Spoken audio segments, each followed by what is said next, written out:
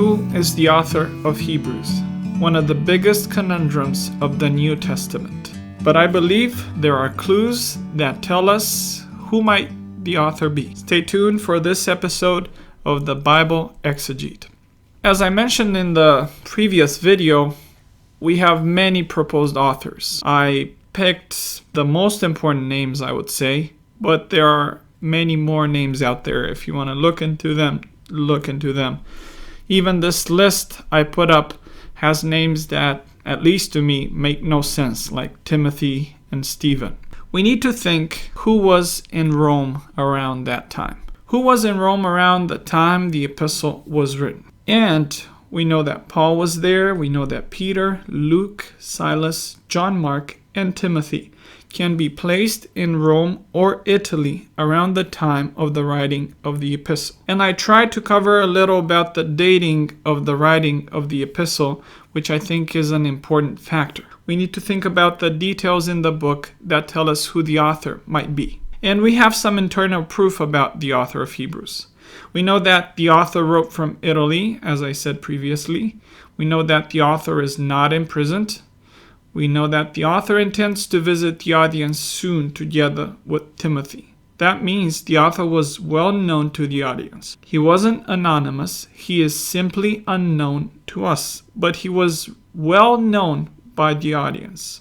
Also, the author is a man. We have a verse in Hebrews 11:32 where the author talks about himself in the masculine. Therefore, we can exclude the authorship of different women. Especially Priscilla has been proposed many times as the author, being the reason for which she didn't mention the name when she wrote the epistle. Also, the writing of the book was a joint effort. This is a hard thing to understand, but we need to think about this. We have references in the book where the author talks as if there are more people writing the epistle. Yet, there is a main contribution from one person. We see this from the singular masculine in chapter 11, verse 32. If we look at Paul's epistles, he is the author of these epistles that we know are his, but many times he would write it along with somebody else. There would be someone else who has a contribution to the epistles he was writing. We have Silas, for example, that contributed to 1 Thessalonians and 2 Thessalonians, Timothy,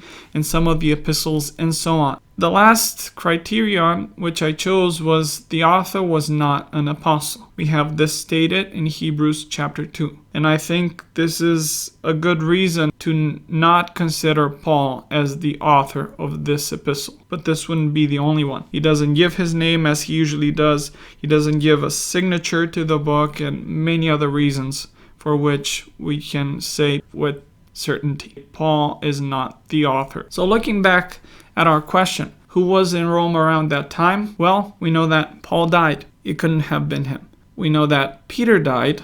We have 1 Peter and 2 Peter written by him, and he signs his letter, says who he is. So I don't think it's Peter. We have Luke, Silas, John Mark. They were in Rome. And then we have Timothy. Timothy is mentioned in chapter 13. He was just released from prison. It can't be him. So that leaves us with three big names. These are our candidates for the authorship of the epistle. It could be Luke, it could be Silas, or John Mark. Interestingly enough, all of them contributed to the writing of different books in the New Testament. We know about Luke. He wrote the Gospel of Luke and the book of Acts. We know about John Mark, that he wrote Mark. And Silas contributed, as I said previously, to 1 Thessalonians, 2 Thessalonians, and 1 Peter. Yes, he didn't write a book, but he was part of the writing process. Whether he was the amanuensis, the one that was writing down the epistle, as we see in 1 Peter 5, or he was contributing with his ideas in 1 Thessalonians and 2 Thessalonians. So, we can narrow it down to three people who could have written the epistle. When we look at the arguments for the authorship of Silas, we see the following arguments. And this is who I believe wrote the epistle. We will try to go through these arguments and see if they work or not with his authorship. There are linguistic and topical similarities with 1 Peter. We know that Silas was the amanuensis, the one that was writing down the epistle of 1 Peter. We also know he was associated with Timothy. They were close friends, quite close friends. He was a leader of the church in Jerusalem. He was in Rome around the time of the Neronian persecution. We see this in 1 Peter. He had an important role in the circumcision conflict in the church in Antioch. He was well known by the Christians in Asia Minor because he is mentioned by Peter by name. That means the audience in Asia Minor knew who he was. He most likely was at some point in Ephesus or some other cities in Asia Minor and ministered there. He was part of Paul's missionary journeys, and he was part of his team. Paul picked him as his companion in his second journey, and he picked him because he was a Hellenized Jew, and we see this from the fact that he has a Roman citizenship. In Acts 16, when they are released from Philippi, from the prison, Paul says, "Is that how you treat Roman citizens?" So we can understand from this that Paul and Silas had a Roman citizenship, and that was a big deal at that time. He was chosen by the Jerusalem church to go to Antioch. He was chosen because he was a good teacher, he is named a prophet, and he knew how to deal with things. He was a mature Christian. He was chosen by Paul to be his associate on his missionary journey, most likely because he spoke very good Greek and he was a Roman citizen. These are important factors. He participated in the writing of 3 epistles. We have his name mentioned in 1st and 2nd Thessalonians and also 1 Peter. Now, I believe that the similarities between 1 Peter and Hebrews are caused by the fact that Silas is the author of Hebrews. When Peter dictated his epistle, it wasn't just dictating and that's it. Silas, as the amanuensis, was part of the writing process. He gave a better touch to Peter's Greek. He gave a better touch to his theology also. And we can compare it to 2 Peter. I believe 2 Peter was written by Peter himself. The Greek is low standard, I would say, while 1 Peter is high-class Greek. Both Hebrews and 1 Peter are high-level Greek. And that's an important factor. But this is not the only factor that gives us a connection between 1 Peter and Hebrews. I've read 3 books that talk about the authorship of the book, and not only about the authorship.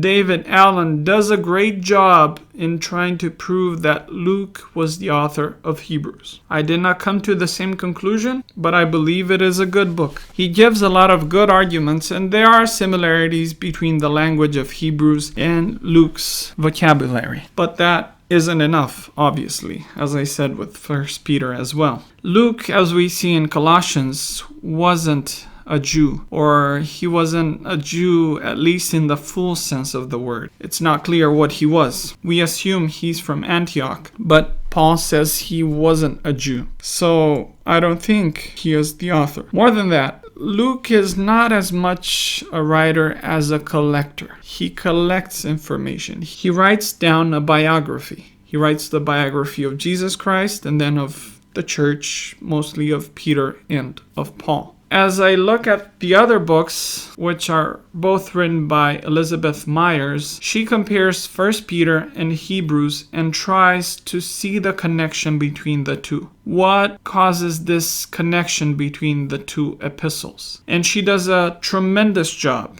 She has the mind of a mathematician, and she narrows it down to numbers, and that is something great. I don't agree with her conclusion on who wrote the epistle. She goes with Priscilla, and I believe it's obvious from the epistle, as I said in chapter 11, that it's a man, not a woman. But we'll go over that, and I have to say that a lot of her arguments showing the connection between 1 Peter and Hebrews are extraordinary. She goes with intertextual borrowing, meaning the author of Hebrews read 1 Peter and borrowed ideas from 1 Peter, and she tries to prove that person is Priscilla, but obviously that can't be the only case this could have happened. There are many other plausible situations. She says in one of her books, the literary relationship between 1 Peter and Hebrews has long been a topic of interest in New Testament studies. The presence of numerous verbal and conceptual parallels between the two books has raised intriguing questions about the nature of the intertextual relationship. And she tries to see what causes this phenomenon and tries to explain it.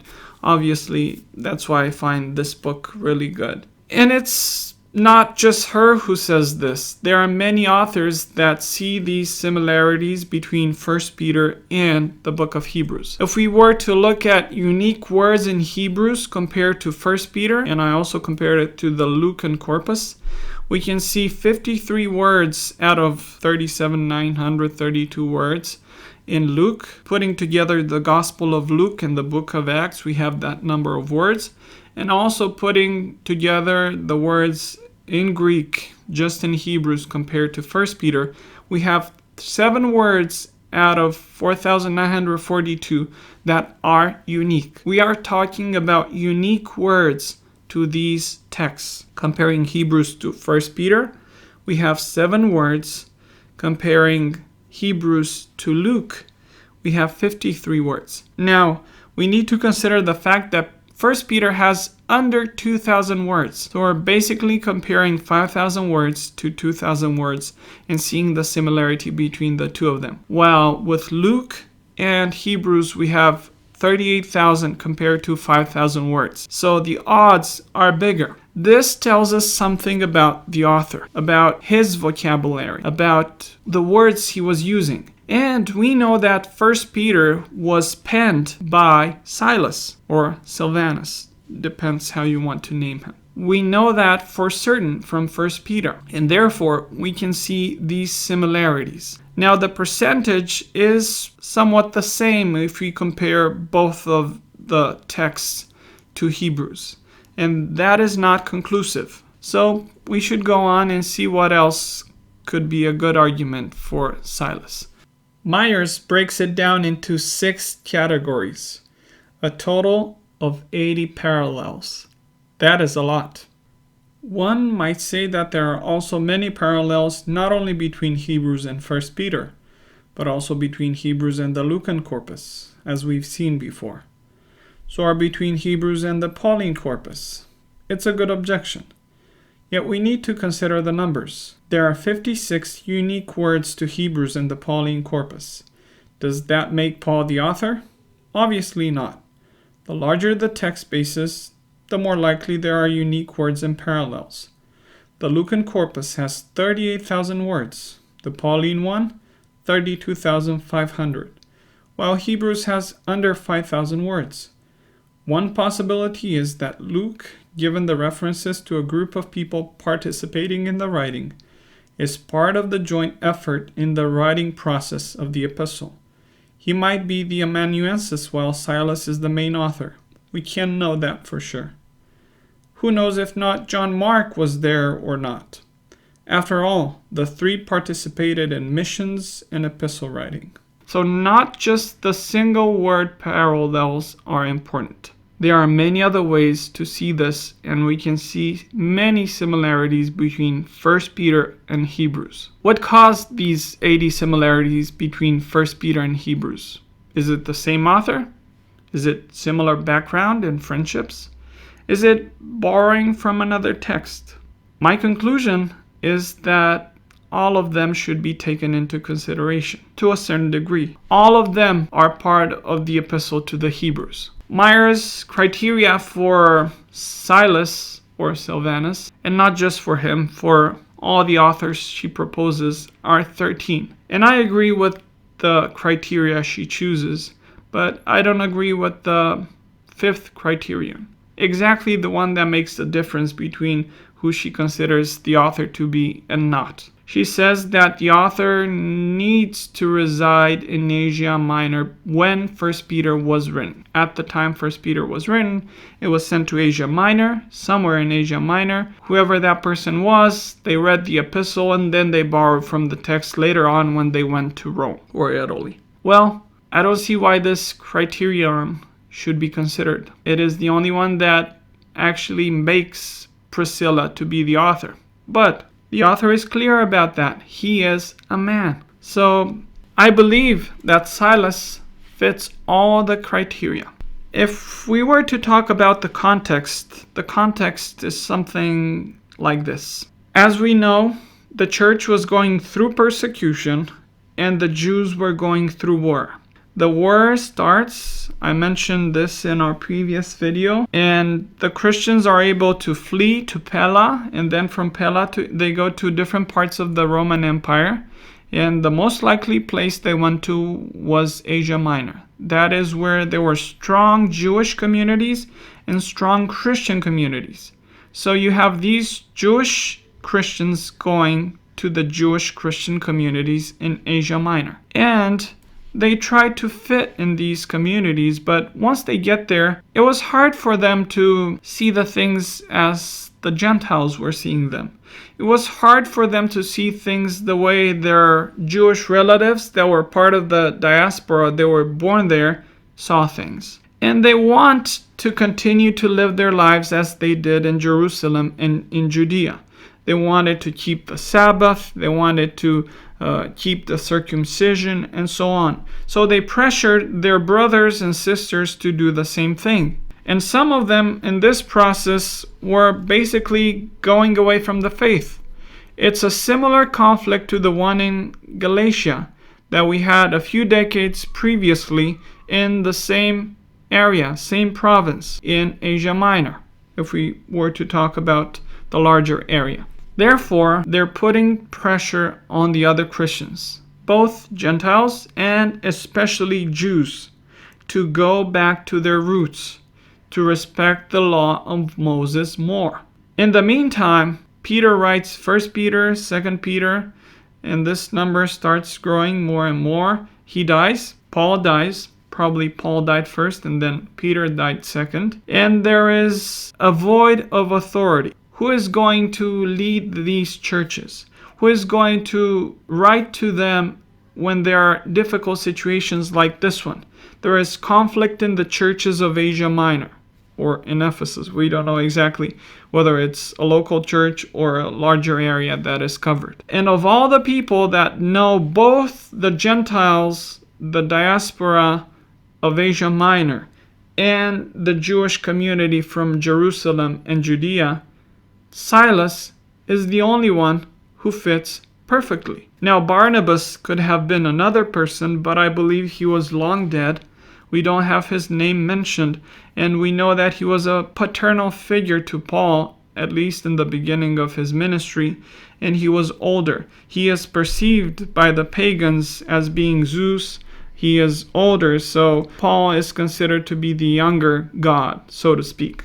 So just from that, we can grasp the idea that he was older than Paul, and most likely by this time he would have been dead for one reason or another. Silas fits perfectly. He knows the church in Jerusalem. He knows the churches in Asia Minor. He ministered to the diaspora. He ministered to the church in Jerusalem. Therefore, my conclusion is that Silas is the author of Hebrews. He has high-class Greek. We can see this when we compare it to 1 Peter. Now, obviously, we don't just have the amanuensis writing down, the one that is the author dictating has his contribution. But when the author is not so fluent in Greek, the amanuensis has a more important job and a more important contribution to that epistle. And this is what happens in 1 Peter. And this is what we see when we compare 1 Peter to 2 Peter. Both 1 Peter and Hebrews are high-level Greek. Silas is at the right place, is the right person. He is at the right moment to write this epistle. The temple wasn't destroyed yet. Persecution was probably ending or ended. We see Timothy released. So most likely it is after Nero died. He killed himself in June 68 AD. Once Nero died, there was a lot of strife for war. After that came the year of the 4 emperors. Nobody would care that much about Christians. They wanted any people they could have on their side. So I think it's a perfect context for the persecution to stop. The fact that Timothy is released from prison kind of tells us the persecution stopped. We can't know for certain. It might have been just in Rome. It depended from area to area. We don't know that for certain.